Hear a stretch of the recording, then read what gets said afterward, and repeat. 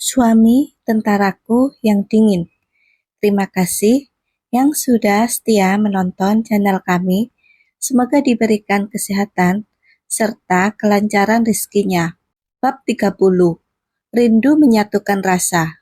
Setelah teman-teman Cakar pulang, termasuk Zazat Nilam, Halwa segera membersihkan meja.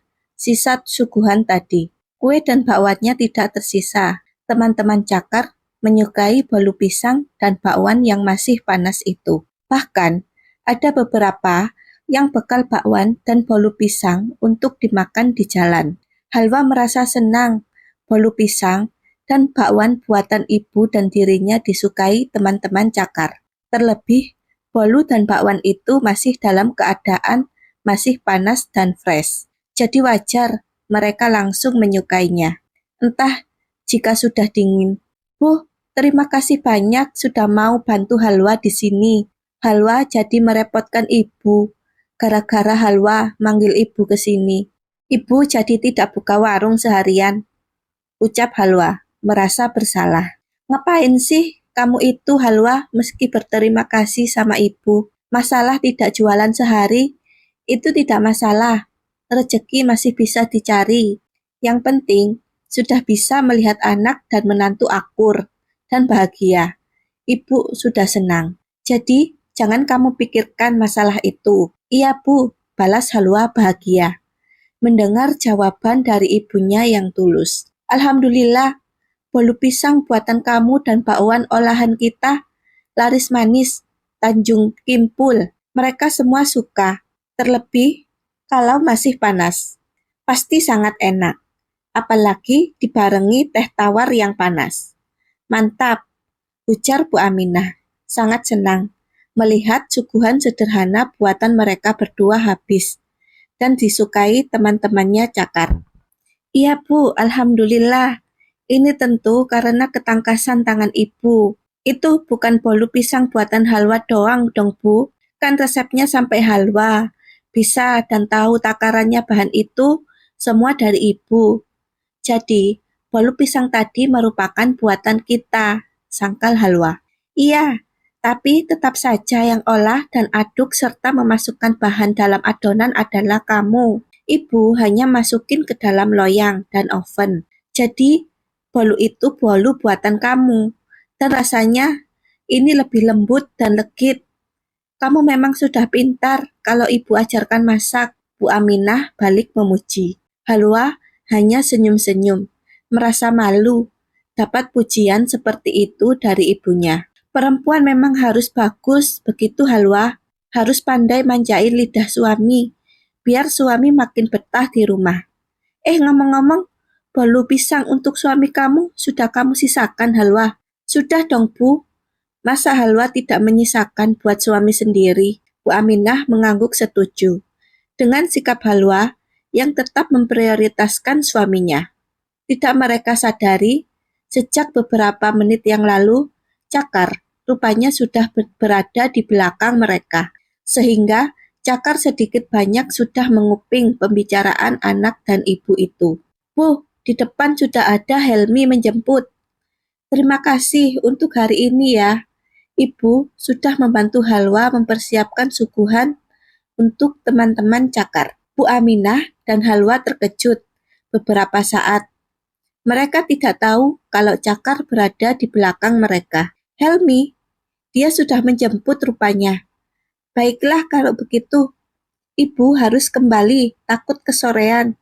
Halwa dan Nak Cakar, ibu pulang ya, pamit Bu Aminah. Oh iya Nak, ibu mau ngucapin terima kasih sama Nak Cakar. Karena Helmi bilang, Nak Cakar selalu memberi uang. Semoga rezeki Nak Cakar sekeluarga kecil ini selalu dilimpahkan oleh Allah, serta berkah, ujar Bu Aminah.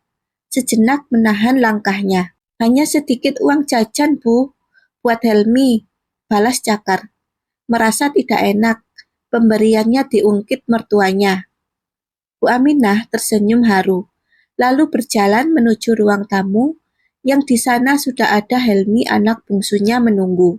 Sebelum benar-benar pulang, Helmi menghampiri Cakar dan Halwa. Dia menyalami kakak dan kakak iparnya. Tidak lupa berterima kasih karena Cakar sudah memberinya uang beberapa kali. Halwa yang mendengarnya merasa terharu. Meskipun Cakar yang katanya tidak mencintainya, tapi pada adiknya justru berbaik hati dan memberinya uang jajan. "Kak, aku pulang dulu ya," pamit Helmi, seraya membalikan badan, menghampiri ibunya yang sudah lebih dulu berpamitan dan menunggu di dekat motor Helmi yang diparkir. Bunyi klakson diperdengarkan satu kali. Motor Helmi pun pergi meninggalkan kediaman Cakar dan Halwa. Kini, tinggal Cakar dan Halwa di rumah itu. Halwa segera berlalu dari ruang tamu dan kembali ke dapur, membereskan sisa yang belum rapi tadi. Cakar mengikuti Halwa ke dapur, lalu duduk di kursi meja makan. Halwa belum menyadarinya karena ia tengah membersihkan loyang sisa membuat bolu pisang tadi. Cakar terus mengamati perempuan yang berusia 22 tahun itu. Halwa terbilang masih muda, tapi diakuinya dia memang cekatan dalam urusan rumah tangga dan masak pun pandai. Benar kata teman-temannya tadi, kalau dibandingkan dengan almarhumah Sally, tentu saja Sally kalah dari segi kecekatan dalam mengurus rumah tangga dan memasak. Meskipun demikian, Cakar merasa teman-temannya tidak adil jika membandingkan Halwa dan Sally. Halwa dan Sally beda, sebab Sally wanita karir dan sama-sama bekerja di instansi pemerintahan yang sama dengannya.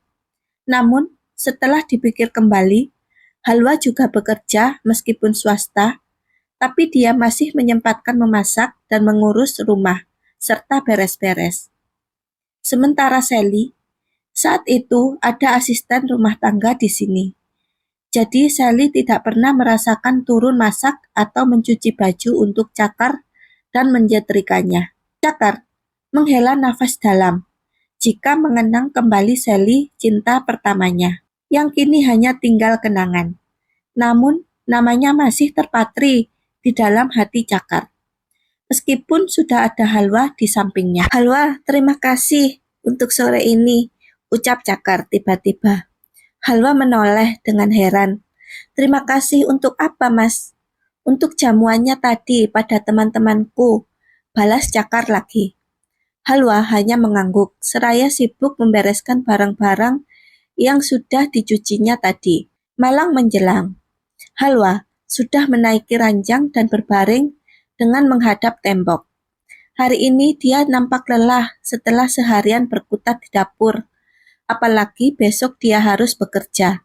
Lalu mendapatkan kabar dari teman sesama make up bahwa besok 2 hari berturut-turut ada job luar di salon. Itu artinya ada job di tempat pernikahan, yang otomatis dia juga harus ikut dan siap pulang telat dari biasanya. Maka dari itu, Halwa harus segera beristirahat, biar besok tubuhnya bugar dan fit. Baru saja akan merem, sebuah tangan kekar menggerayangi pinggang Halwa. Lalu, sebuah hembusan nafas menerpa kuat di leher juga telinga Halwa. Halwa seketika membalikkan badan. Didapatinya, Cakar berada di atas permukaan wajahnya, menatap dalam Halwa. Halwa yang sudah lelah. "Halwa, pijat aku dulu. Badan aku rasanya pegal," pinta Cakar, sembari menatap Halwa, yang sudah diliputi kabut ngantuk. Halwa bangkit dan menghalau dada Cakar yang menghalanginya. "Apa, Mas? Kamu mau dipijit?" tanya Halwa. Diakhiri menguap menandakan dia begitu mengantuk. "Ayolah, sebentar saja," pintanya lagi, sembari membaringkan tubuhnya di samping Halwa. Halwa tidak bisa menolak, padahal sebetulnya dia sangat lelah dan mengantuk. "Baiklah, Mas, aku buka bajunya dulu." Halwa bangkit dari ranjang, lalu meraih minyak zaitun. Setelah itu, ia meraih baju tidur Cakar dan mulai membukanya. Dada bidangnya langsung terekspos. "Pijatlah sampai betis. Aku sangat pegal." Halwa akhirnya membuka juga celana tidur Cakar. tinggal celana boxer yang tersisa. Halwa mulai membalur dada dan perut Cakar dengan minyak zaitun, dan Halwa mulai mengurutnya. Setiap urutan tangan Halwa selalu saja menimbulkan lengguhan di bibir Cakar. Sepertinya Cakar merasa keenakan. Tiba-tiba Cakar meremas tangan Halwa dan membalikkan tubuhnya, sehingga Halwa kini berada di bawahnya. "Buka baju kamu sayang," pintanya sendu. Ucapan sayang yang baru saja terdengar kali ini di telinga Halwa, tiba-tiba saja membawa Halwa melayang di udara. Cakar sepertinya tidak bisa terkendali. 2 hari sakit, 2 hari juga menahan hasratnya. Ini hasrat itu seakan bergelora. Cakar rindu menyatukan rasa bersama. Sedalam apapun Cakar menolak mencintai Halwa, akan tetapi Cakar begitu membutuhkan dan mendamba kehangatan tubuh Halwa. Cakar berhasil membuat Halwa tidak mengantuk lagi dengan berbagai cara. Leher, telinga, termasuk bibir sudah disapu bersih dan diterkam. Cakar bagai harimau yang lapar. Seperti apapun dinginnya sikap Cakar, tapi Halwa tidak bisa menolak keinginannya.